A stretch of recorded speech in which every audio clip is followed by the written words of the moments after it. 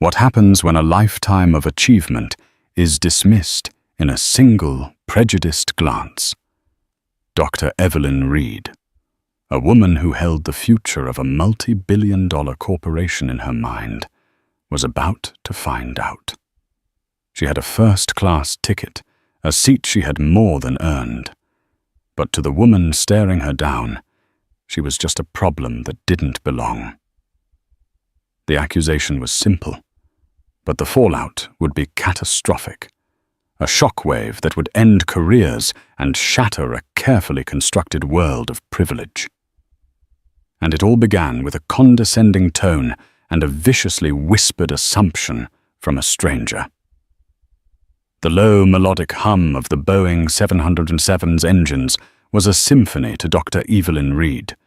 For most, it was the sound of travel, of vacation, of departure. For her, it was the sound of silence. It was the white noise that finally drowned out the cacophony of spectral analysis charts, geological survey data, and the incessant pinging of emails from research assistants who, despite their brilliance, still required her final sign-off on everything.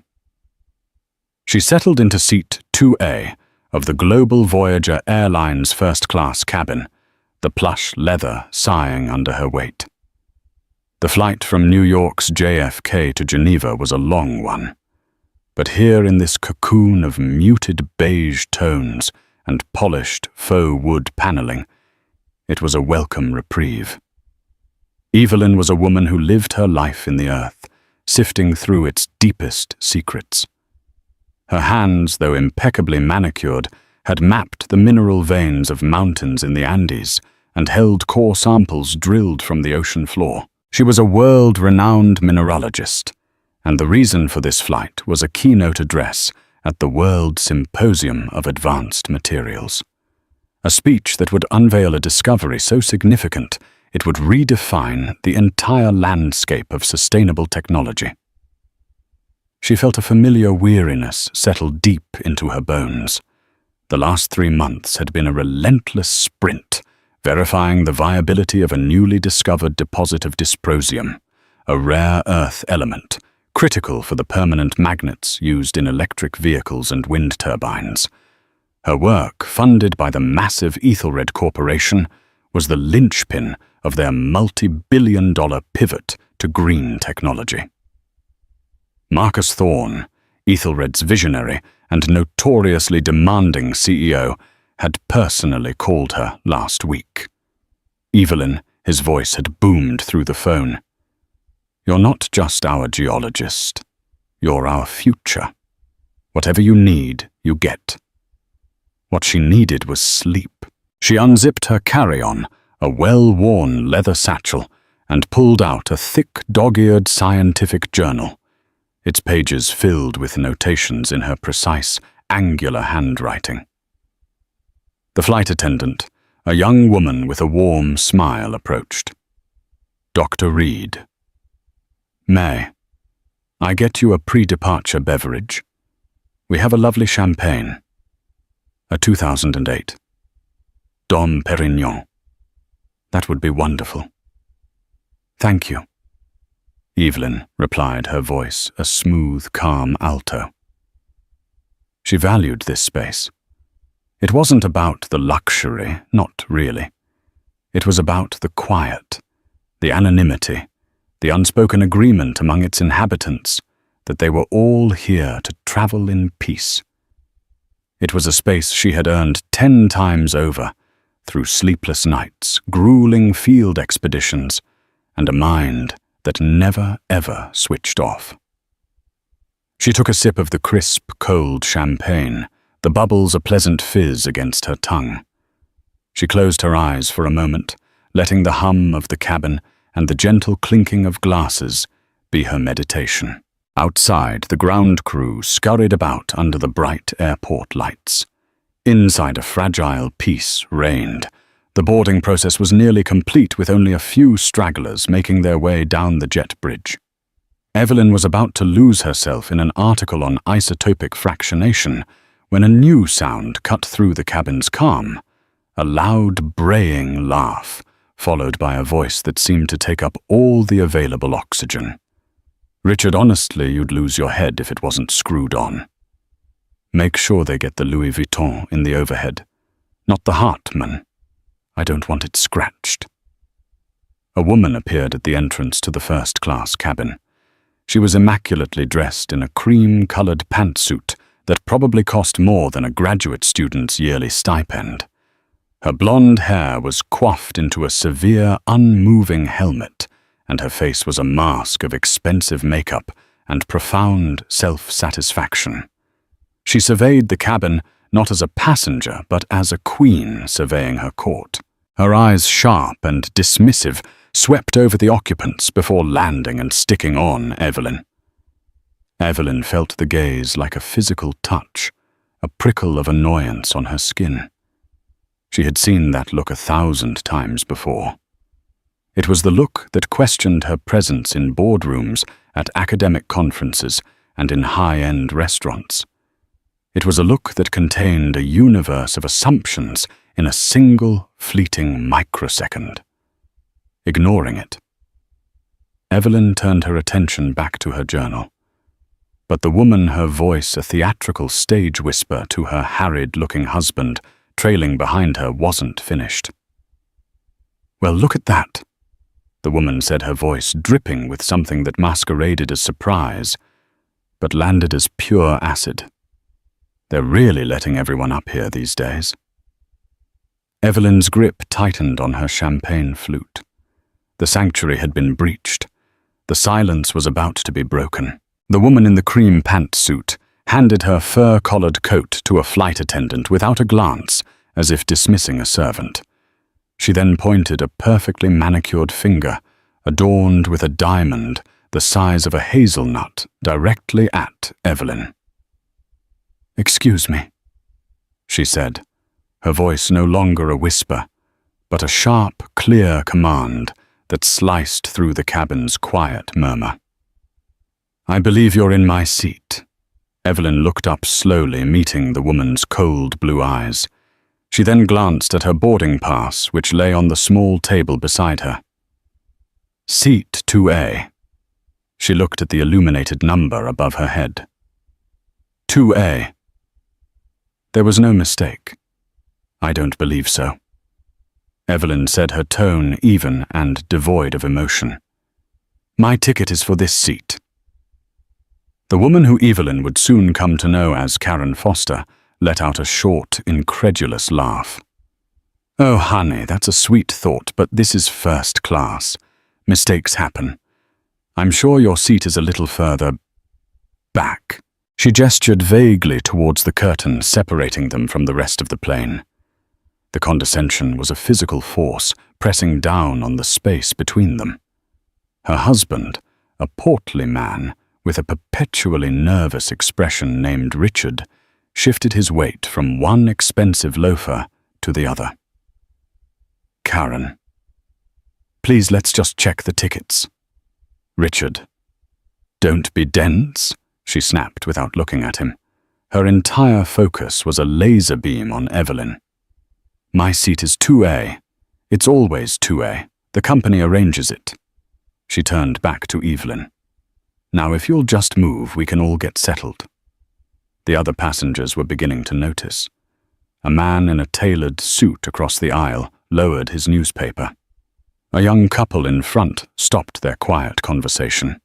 The air, once relaxed, was now tight with tension. Evelyn refused to be flustered. She had faced down armed guards at illegal mining operations and stared into the maw of a volcano. She would not be intimidated by a woman in a pantsuit. "My boarding pass clearly states 2A, Evelyn repeated, holding it up slightly. "Perhaps your seat is 2A on a different flight?"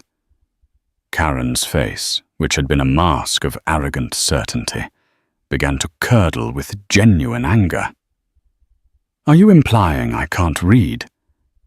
I know what flight I'm on." She took a step closer, invading Evelyn's personal space. "Let me see that." Before Evelyn could react, Karen snatched the boarding pass from her hand. She squinted at it, her lips tightening into a thin, ugly line. The name Dr. Evelyn Reed was clearly printed. For a moment she looked confused, but the confusion was quickly steamrolled by her indignation. "This is obviously a mistake," Karen declared, waving the ticket as if it were fraudulent. "A computer glitch. There's no way you're supposed to be here, and I'm not." The implication hung heavy and poisonous in the air. "You don't belong here." Evelyn held out her hand. "Please give me back my property." "Not until this is sorted out," Karen huffed. She flagged down the flight attendant who had served Evelyn her champagne. The young woman whose name tag read Sarah hurried over, her warm smile replaced by a look of nervous apprehension. "There's a problem here," Karen announced, her voice resonating with the authority of someone used to getting her way. "This person," she said, gesturing at Evelyn as if she were an inanimate object, "is in my seat. She has a ticket that's clearly been issued in error, and she's refusing to move." Sarah, the flight attendant, looked from Karen's furious face to Evelyn's unnervingly calm one. "Ma'am, could I see your boarding pass, please?" she asked Karen. Richard Foster fumbled in his jacket and produced his wife's ticket. Sarah took both passes, her hands trembling slightly. She looked at Karen's seat 4D. She looked at Evelyn's seat 2A. "It seems there's been a misunderstanding, Mrs. Foster," Sarah said timidly. "Your assigned seat is 4D. Dr. Reed is in the correct seat." Karen's face went from pink to a dangerous shade of crimson. "That's impossible. That's unacceptable. Richard's seat is 4C. We are supposed to be together. This is a simpleton's mistake." She turned her fury on the young flight attendant. "I pay a ridiculous amount of money for this airline's top-tier status. I will not be shoved into the back of the cabin because of your incompetence. Now you tell her to move." The her was once again Evelyn. She was being systematically dehumanized, reduced from a person to a problem. Evelyn stood up slowly, her 5'9" frame unfolding with a quiet grace that seemed to further infuriate Karen. "There is nothing to sort out."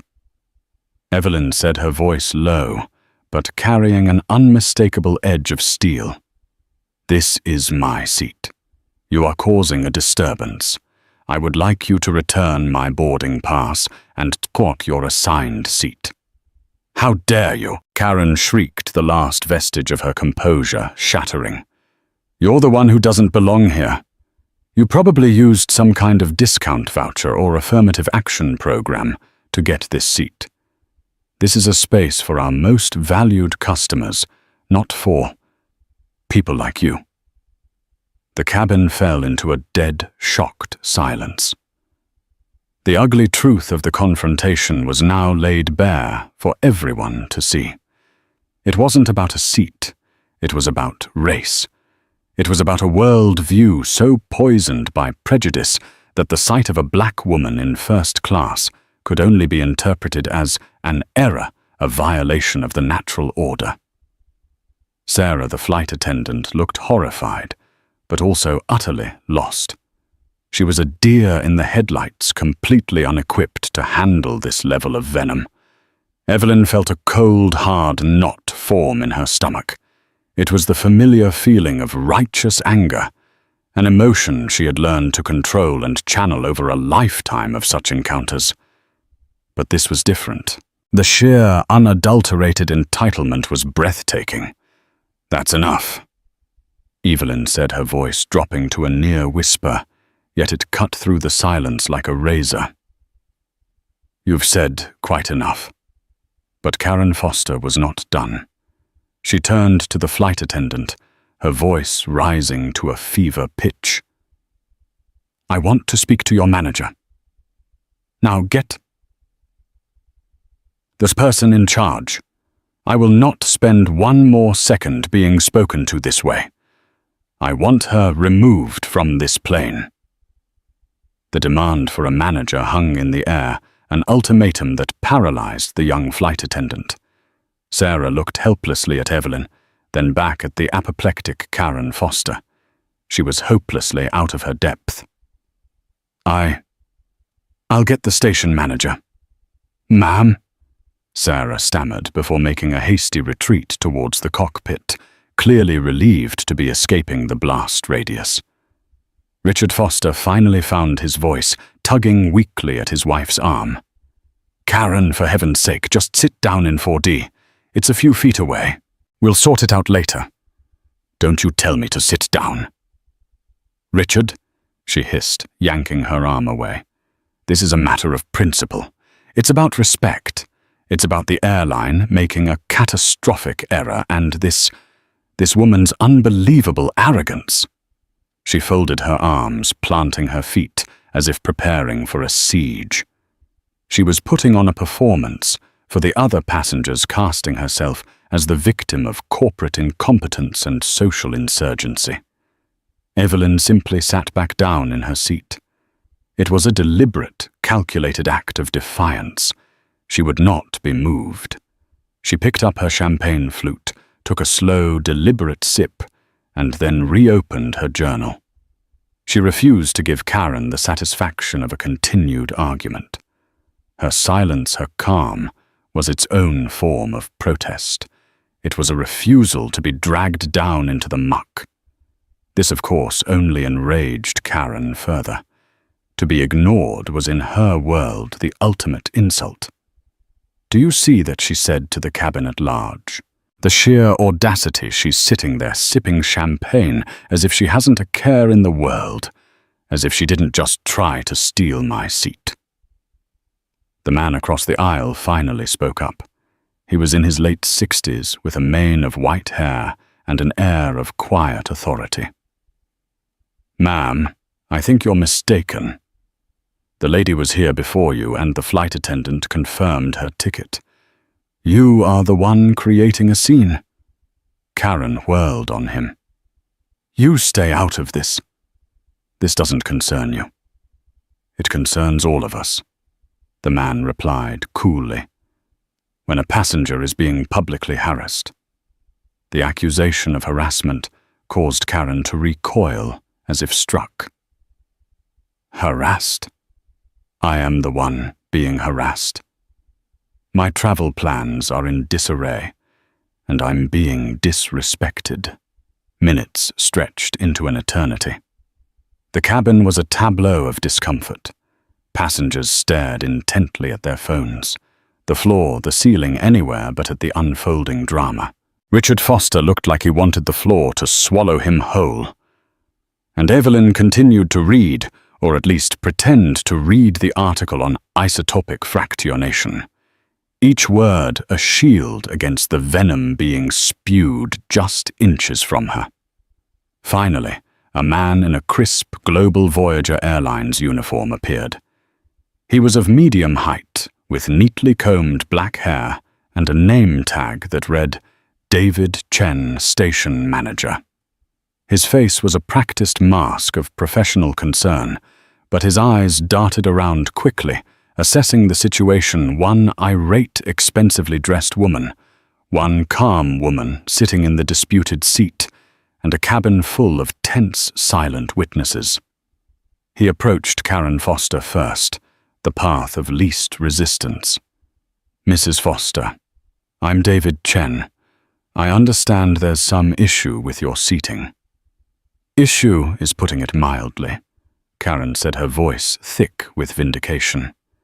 "This airline has made a complete mess of my booking. My husband and I are separated, and this woman," she jabbed a finger towards Evelyn, "again, has been placed in my seat, 2A. She is refusing to move, and she has been incredibly rude." David Chen's professional smile tightened. He turned to Evelyn, his expression shifting subtly. He no longer looked like a problem solver, but like a principal dealing with a troublesome student. His immediate assumption, guided by the path of least resistance, was that the loudest, most aggressive person was the one who held the power. "Ma'am?" He began, his tone polite but firm. "I'm sure we can sort this out quickly. If you would just come with me to the gate, we can look at the system and find your correct seat." Evelyn slowly lowered her journal. She looked at David Chen, and in her gaze was a profound disappointment. He hadn't asked for her side of the story. He hadn't verified the facts with his own eyes. He had walked in, seen a black woman and a furious white woman, and immediately decided who needed to be handled. He had asked her to move to D-plane, to be the one inconvenienced, implicitly validating Karen's baseless accusations. "I am in my correct seat," Evelyn said, her voice dangerously quiet. "My boarding pass, which that woman is still holding, confirms it. The flight attendant has confirmed it. There is nothing to sort out at the gate." David Chen's patience was clearly wearing thin. The flight was already behind schedule. "Ma'am, I understand, but to resolve this, we need to avoid any further disruption. The easiest way to do that is to step off the aircraft for a moment while we review the booking. I assure you we will get you on your way." Easiest for whom, Evelyn thought. Easiest for him. Easiest for the airline. Easiest for Karen Foster. His solution was to remove the target of the abuse, not the abuser. "No," Evelyn said. The word was soft, but it landed with the finality of a gavel. "I will not be moving. I will not be deplaning. I am a ticketed first-class passenger in my assigned seat. This woman has harassed me, insulted me, and accused me of theft, and you are asking me to leave unacceptable." David Chen's face hardened. His professional mask slipped, revealing a flash of frustration. He had a schedule to keep. He saw this not as an issue of justice, but of logistics. "Ma'am, if you refuse to cooperate with the ground staff," he said, the implied threat clear in his voice, "I will have to consider you a disruptive passenger, and that will have consequences I'm sure you'd like to avoid." The threat hung in the air. He was threatening to have her removed the very thing Karen Foster had demanded. He had sided with the aggressor. The injustice of it was so profound, so utterly infuriating that the cold knot of anger in Evelyn's stomach began to burn. She had been patient. She had been polite. She had endured the insults with a grace Karen Foster could never comprehend. But she had reached her limit. They had mistaken her composure for weakness. A colossal miscalculation. The term disruptive passenger echoed in the silent cabin. It was a formal, clinical term for a situation that was anything but. It was a label that could get a person blacklisted from an airline, a permanent stain on their record. And David Chen had just brandished it like a weapon aimed directly at the victim of the disruption. Evelyn looked at him. Truly, looked at him for the first time. She saw a man under pressure, a man trying to clear a problem from his checklist. He saw a problem, not a person. He saw an obstacle to an on-time departure, not a distinguished scientist being subjected to racist abuse. This realization solidified her resolve. "Are you truly threatening to remove me from this flight?" Evelyn asked, her voice calm, almost conversational. It was a stark contrast to Karen Foster's histrionics and David Chen's escalating frustration. "Let me be perfectly clear. I am Dr. Evelyn Reed. I am in seat 2A of this flight to Geneva, for which I have a valid ticket. I have been verbally assaulted and publicly humiliated by this other passenger, and your response is to threaten me." David Chen was caught off guard by her poise. He had expected shouting or tears or a grudging capitulation. This articulate, icy calm was something he wasn't prepared for. But he had already committed to a course of action and felt he couldn't back down without losing face. I am simply trying to resolve this situation. Doctor, he said with a slight, almost mocking emphasis on her title, as if he didn't quite believe it. The quickest resolution is for you to step outside with me. The just resolution, Evelyn countered, is for you to check your passenger manifest, confirm my ticket for the 3rd time, and then instruct Mrs. Foster to take her assigned seat in 4D, or be removed from this flight for causing a disturbance. Karen Foster gasped, clutching her pearls in a caricature of shock. Me removed. I am the injured party. Here, I am a Global Voyager Diamond Medallion member. I have flown millions of miles with this airline. Who is she? Nobody. It was a fatal misstep. The appeal to status, to loyalty programs, and tiered privilege was the foundation of Karen's worldview. She believed her Diamond Medallion card was a shield that made her untouchable. David Chen, a man whose entire career was built around catering to such high-status individuals, found his footing again. He nodded at Karen sympathetically. "Ma'am, I understand. Let me handle this." He turned back to Evelyn, his face now a stern, uncompromising mask.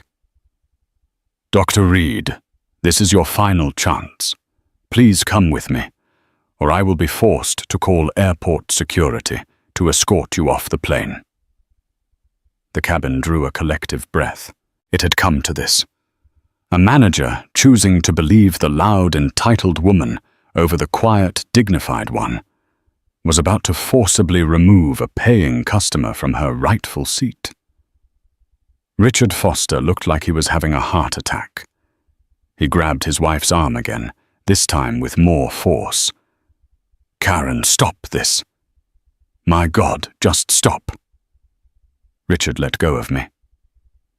"This is finally being handled correctly," she said, beaming triumphantly. But Evelyn did not move.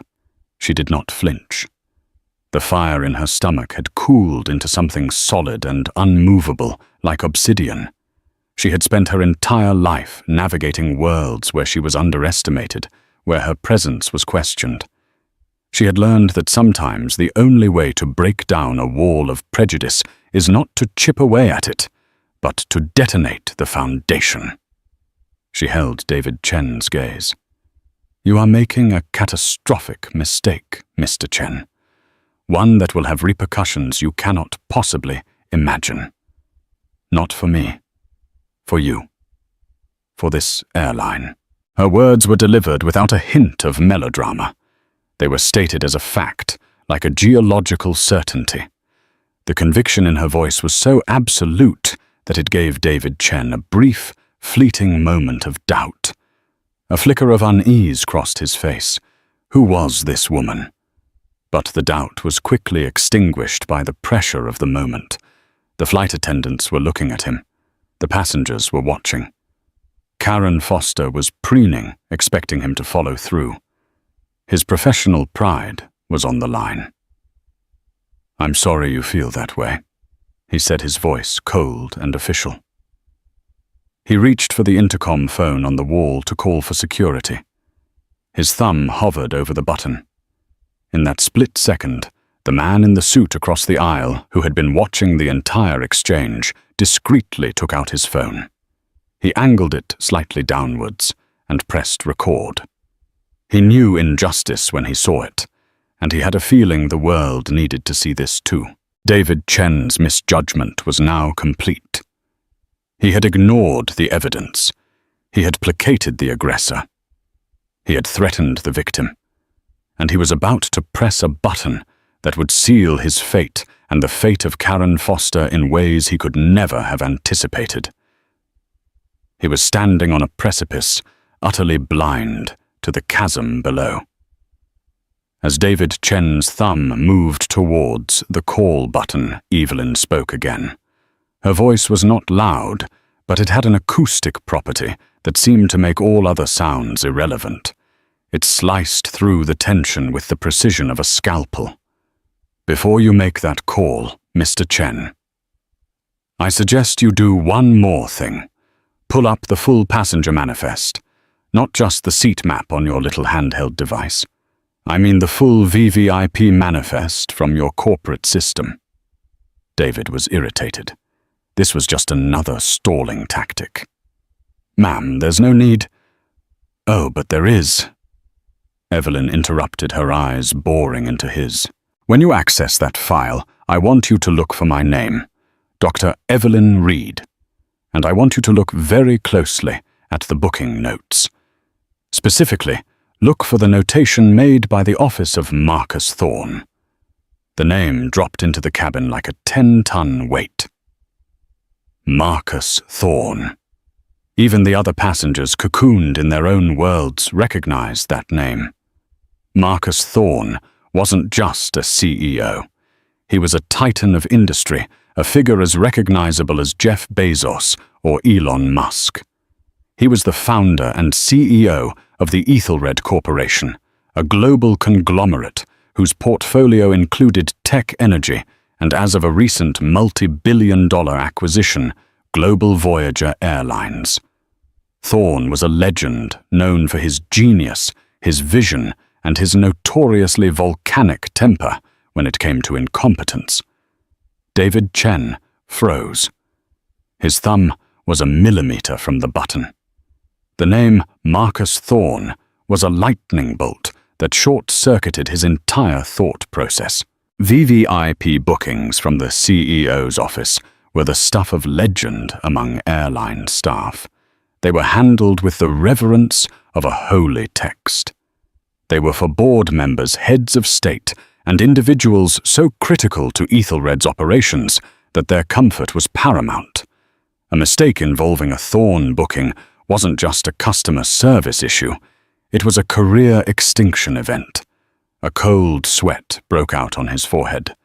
His practiced confidence evaporated, replaced by a raw, naked panic. Could she be telling the truth? The way she said the name, not with arrogance, but with the casual familiarity of someone who knew it meant something was terrifying. Karen Foster, however, was unimpressed. She didn't recognize the immediate, hierarchical terror the name inspired. Marcus Thorne. Don't be ridiculous. You're just a name-dropper. Richard knows people at Ethelred. You don't know Marcus Thorne. Her husband, Richard, however, did understand. He looked as if he'd been tasered. His face, already pale with anxiety, went completely ashen. He worked in middle management at one of Ethelred's subsidiaries. To him, Marcus Thorne was less a man, and more of a distant, wrathful god. He started pulling at his wife's sleeve with frantic, desperate tugs. Karen shut up. Please, for the love of God, just be quiet now. David Chen fumbled for his corporate tablet, his hands shaking so badly he could barely type his login credentials. He stabbed at the screen, his face illuminated by its cold blue light. The seconds ticked by, each one an eternity. The cabin was so quiet, you could hear the faint whir of the tablet's processor. Evelyn watched him, her expression unreadable. She had laid her trap. Now she was simply waiting for it to spring. David's eyes widened. He scrolled frantically, his breathing becoming shallow. Then he stopped. His face lost all its color. He looked as though he had seen a ghost. On the screen, visible to anyone who dared to look, was the passenger manifest. And there it was. Reed Evelyn, Dr. Siat, 2A status, VVIP Alpha. Booking notes. Personal travel arranged by Office of Emsor Thorne Ethelred Corp. Passenger is critical to Project Chimera. Extend every possible courtesy. Report any and all issues directly to Thorne's executive assistant. No exceptions. Project Chimera. David had seen internal memos about it. It was the company's most important, most secret, most expensive venture. It was the future of the entire Ethelred Corporation. And this woman, Dr. Evelyn Reed, was critical to it. He had just threatened to have a VVIP Alpha passenger, a personal guest of the CEO and the linchpin of their most important project, arrested. He had called her a disruptive passenger. He had sided with a loud-mouthed Diamond Medallion member over a person Marcus Thorne himself had designated as untouchable. He felt a wave of nausea wash over him. In the space of 10 minutes, he had not just made a mistake. He had professionally immolated himself. He slowly looked up from the tablet, his eyes filled with a horror so profound it was almost pitiable. He looked at Dr. Evelyn Reed, and for the first time he didn't see a problem. He saw a woman of immense, terrifying importance, a woman who held his entire career in the palm of her hand. The power dynamic in the cabin didn't just shift, it underwent a seismic tectonic inversion. The turning point had arrived, and what came next would be a spectacle no one on that flight would ever forget. The silence that followed David Chen's discovery was different. It was no longer tense. It was heavy with the suffocating weight of his realization. He lowered the tablet as if it were made of lead, his movements stiff and robotic. His gaze fixed on Dr. Reed was a mixture of awe, terror, and groveling apology. Dr. Reed. He began, his voice a hoarse, strangled whisper. It was unrecognizable from the confident, authoritative tone he had used just moments before. I apologize. There has been a grave misunderstanding. Karen Foster watched this exchange with a look of utter bewilderment. She couldn't comprehend the sudden dramatic shift. What's going on? What does it say? David, what is the problem? David didn't even hear her. His entire world had shrunk to the space between himself and Dr. Reed. He took a hesitant step forward, his body language transforming from one of authority to one of utter supplication. Ma'am, Dr. Reed, I cannot express how deeply sorry I am for my misjudgment, he stammered, his eyes pleading. I was misinformed. I acted rashly, inexcusably. Evelyn simply watched him, her expression unchanged. She offered him no lifeline, no comforting "it's okay." She let him dangle in the wind of his own making. Then David Chen did something that sent a ripple of shock through the entire cabin. He clasped his hands in front of him and bowed. It was not a simple nod of the head. It was a deep, formal bow from the waist, a gesture of profound respect and deference that one might see in the court of an emperor. It was a complete and total surrender. Please, he said, his voice trembling as he held the bow. Allow me to rectify this. Immediately. He straightened up and whirled around, his panic now channeled into a frantic, desperate energy to appease. His eyes landed on Karen Foster, and for the first time, he saw her not as a high-value customer, but as the source of his impending doom. The thin veneer of customer service vanished, replaced by an icy fury. Mrs. Foster, he said, his voice now sharp and laced with venom. You have caused a severe disturbance on this aircraft. You have harassed a distinguished guest of this airline. You have made false accusations and refused to follow crew instructions. Your seat is 4D. You will take that seat now, or you will be removed from this flight. The tables had turned with breathtaking speed. Karen Foster was stunned into silence. Her mouth opened and closed like a fish, but no sound came out. Her entire reality, built on a foundation of privilege and entitlement, had just been demolished. But "But my status," she finally managed to sputter. "Your status does not give you the right to abuse other passengers," David snapped. He turned to the flight attendant. Sarah, who had been watching from the galley wide-eyed. "Sarah. Please escort Mrs. Foster to seat 4D. Bring Dr. Reed a fresh bottle of Dom Perignon, the finest caviar we have on board, and anything else she desires. Her comfort is our absolute top priority." He then turned his attention to Richard Foster, whose face was a mask of pure terror. "And you, sir, I suggest you get your wife under control. Immediately." Richard finally spurred into action by the threat of being thrown off the plane, grabbed Karen's arm, and practically dragged her down the aisle. "Karen, that's enough. We're sitting down now." Her protests were reduced to pathetic, incoherent mutters as he shoved her into the window seat of row 4 and buckled her in as one might a recalcitrant child. The cabin began to buzz with whispered conversations.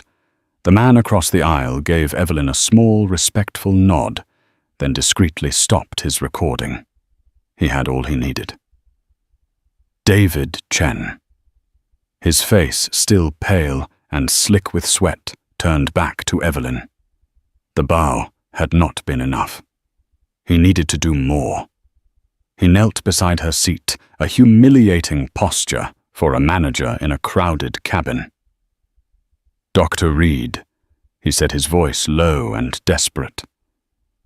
"On behalf of Global Voyager Airlines, I offer my most sincere and humble apologies. My conduct was unprofessional and unforgivable. Is there anything, absolutely anything I can do to make this right? Would you like me to move you to a more private seat? Would you like the entire row to yourself? I can have these other passengers moved." Evelyn finally spoke. "No." "Mr. Chen," she said, her voice calm but resonant with power. "That won't be necessary. You have already done enough. What I would like is to be left alone to enjoy the rest of my flight in peace." She paused, letting the weight of her next words settle. "And I would like my boarding pass back." Karen Foster, who was still holding the crumpled ticket, was nudged violently by her husband. She numbly passed it forward, and it was relayed to David Chen like a holy relic. He smoothed it out with trembling fingers and presented it to Evelyn with both hands as if it were an offering. She took it, placed it on her table, and picked up her journal. She had won. It wasn't a victory she had sought, but it was a total and absolute one. As she turned the page, she was keenly aware of Karen Foster 4 rows back, staring daggers at her. Karen's world had been turned upside down, but the real consequences, the hard karma, had not even begun to ripple outwards yet. They were coming for her and her husband, and they would be far worse than a simple seating mix-up.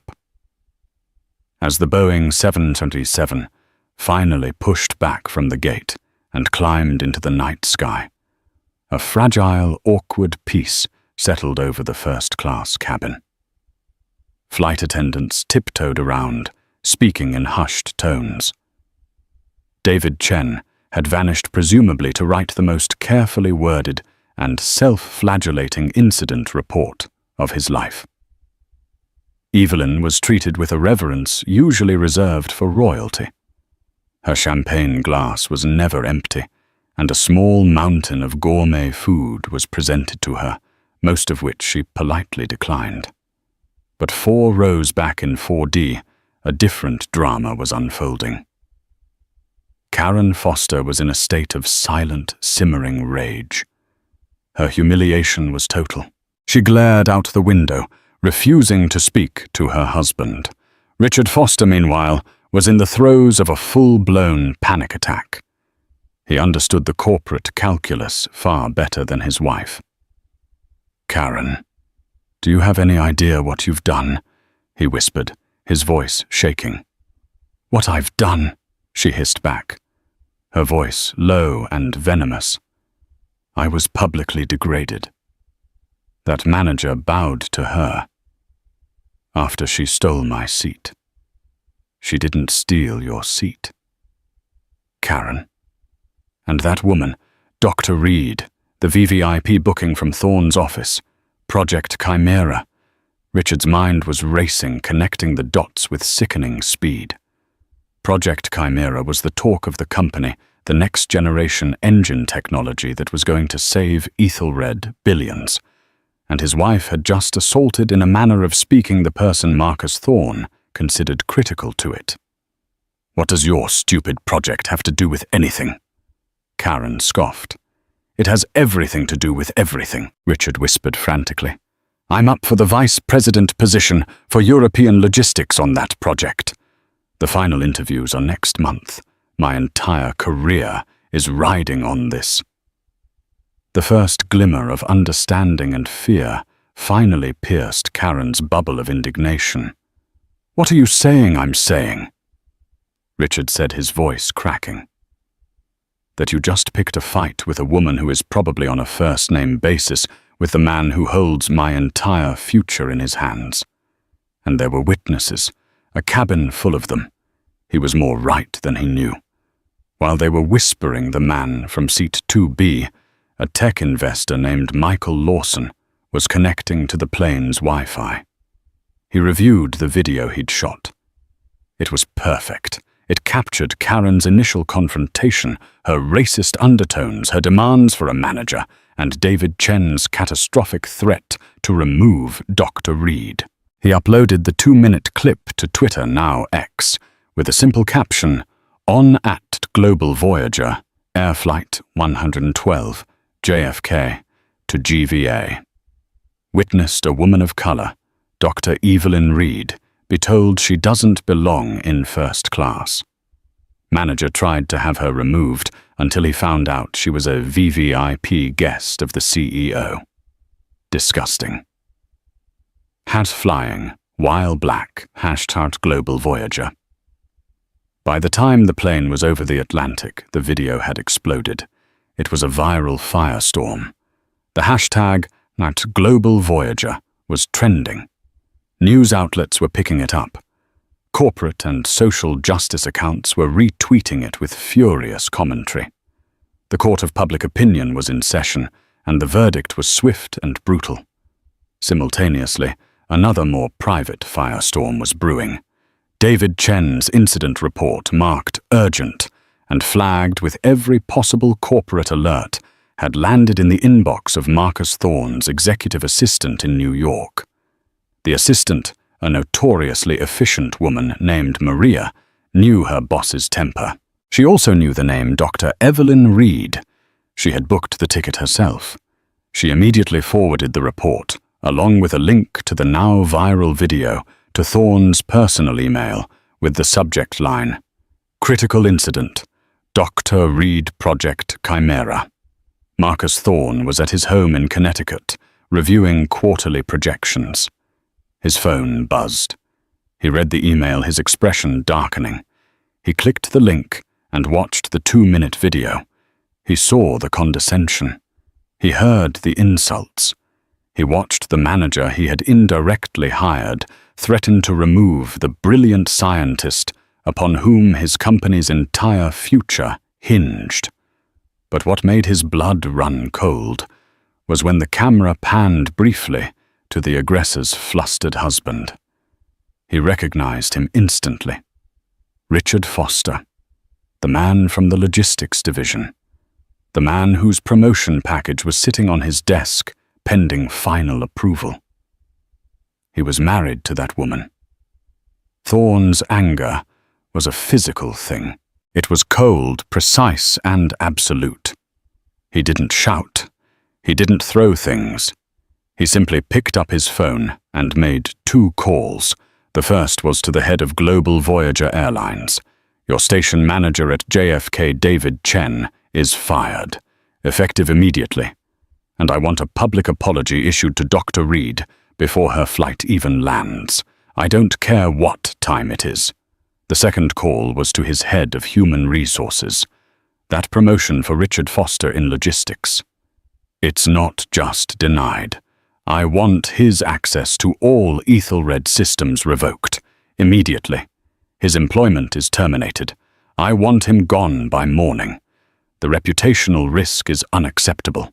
His family is a liability we will not tolerate. While Evelyn slept peacefully somewhere over the ocean, the karmic engine her harasser had ignited was roaring at full throttle. It was tearing through careers and shattering lives. Karen Foster had wanted Evelyn removed from the plane. Instead, she had succeeded only in getting her husband removed from his job and his entire career. The consequences were no longer rippling. They were a tidal wave, and it was about to crash down on the Fosters the moment they landed in Geneva.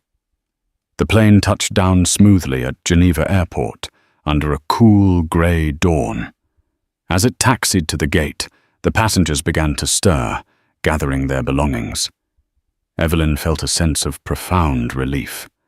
The ordeal was over. She just wanted to get to her hotel, prepare for her speech, and put the entire unpleasant incident behind her. But the airline had other plans. As the jet bridge connected, the lead flight attendant approached Evelyn's seat. "Dr. Reed, please remain seated for a moment. We have a representative from our executive office here to meet you." Evelyn sighed. She didn't want a fuss. But before she could protest, a woman in a sharp, dark suit boarded the plane, bypassing all the other deplaning passengers. She made a beeline for Evelyn. "Dr. Reed, I am Jean-Luc Picard, Vice President of European Operations for Global Voyager." She said, her accent a crisp blend of French and English. "On behalf of our entire company, from our CEO down, I am here to offer our most profound and unreserved apology for the disgraceful treatment you endured on this flight. It was inexcusable, and we are taking immediate and severe action to ensure nothing like this ever happens again." Her apology was sincere and direct. Behind her, other passengers, including Michael Lawson, who filmed the video, watched with approval. Meanwhile, a few rows back, Richard Foster's phone, which he had just switched on, began to vibrate uncontrollably. A flood of emails and texts poured in. The first was a notification from IT. "Your access to the Ethelred network has been suspended." The second was an email from HR with the subject, "Urgent, your employment status." The third was a text from his boss, Rich. "What the hell did you do?" "Call me." He opened the email from HR. His hands were shaking so violently he could barely read the words, due to a severe breach of the company's code of conduct and actions resulting in significant reputational damage to the corporation. "Your employment with Ethelred Subsidiary Logistics is terminated effective immediately." Terminated. The word seemed to leap off the screen. Not passed over for promotion. Fired. Blacklisted. His 30-year career gone. Vaporized in the time it took to fly across the Atlantic. "No," he whispered the sound, a ragged exhalation of disbelief. "No, no, no." Karen, oblivious, was gathering her bags. "Richard, hurry up. I want to get out of here. I'm going to write the most scathing letter this airline has ever received." "Karen," he said, his voice hollow. He held up the phone. "I've been fired." What she snapped, still not grasping the magnitude. "What do you mean, fired? That's impossible. You're their best logistics man. It's because of you." He said, the accusation finally landing with its full devastating weight. "It's because of what you did on the plane. They fired me because of you." The truth finally hit her. The VVIP, Project Chimera, Marcus Thorne. It wasn't just about a seat. It was about her husband's career, their lifestyle, their future. Her need to feel superior, Her casual, ingrained racism had cost them everything. The beautiful house, the country club membership, the diamond on her finger, all of it was funded by the job her arrogance had just destroyed.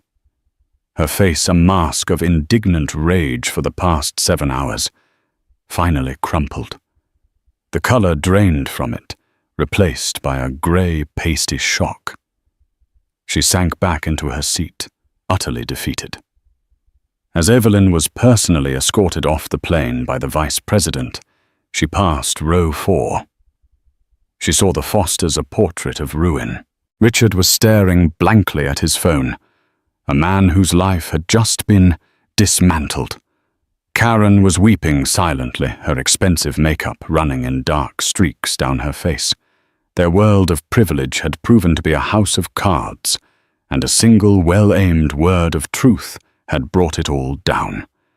Evelyn felt no pity, but also no glee. It was simply the logical conclusion. An action and its equal opposite reaction. Later that day, in her hotel suite overlooking Lake Geneva, Evelyn received a personal call. "Dr. Reed. It's Marcus Thorne. I am calling to apologize personally. What happened on that flight was a disgrace. The people responsible have been dealt with. I hope you'll accept my apology, and not let this incident tarnish our professional relationship. Your work is too important." "Apology accepted, Marcus," Evelyn said calmly. "I'm not easily deterred. I have a speech to give tomorrow." She hung up the phone and looked out the window. The water was calm. The sky was clearing. The ugliness of the flight was fading, a distant storm that had passed. She had been tested, and she had not bent. She had been challenged, and she had prevailed not through shouting, but through the quiet, unshakable power of her own worth. The world had tried to put her in her place, but had discovered to its great cost that her place was exactly where she chose it to be. Dr. Evelyn Reed's story is a powerful reminder that dignity isn't determined by the class you fly, but by the character you possess. The world is full of people who judge a book by its cover, but karma, as we've seen, has a funny way of making sure everyone reads the final devastating chapter. The powerful ripple effect of one woman's quiet strength and unassailable achievement toppled an empire of arrogance, proving that true status is not something you buy, but something you build. It's a lesson the Fosters and a disgraced airline manager learned the hard way. If you believe that respect should be earned, not assumed, and that actions must always have consequences, let us know your thoughts in the comments below. What would you have done in Dr. Reed's situation? Don't forget to like this video if her story resonated with you. Share it with someone who needs to hear it, and subscribe to our channel for more true stories of justice and unexpected karma.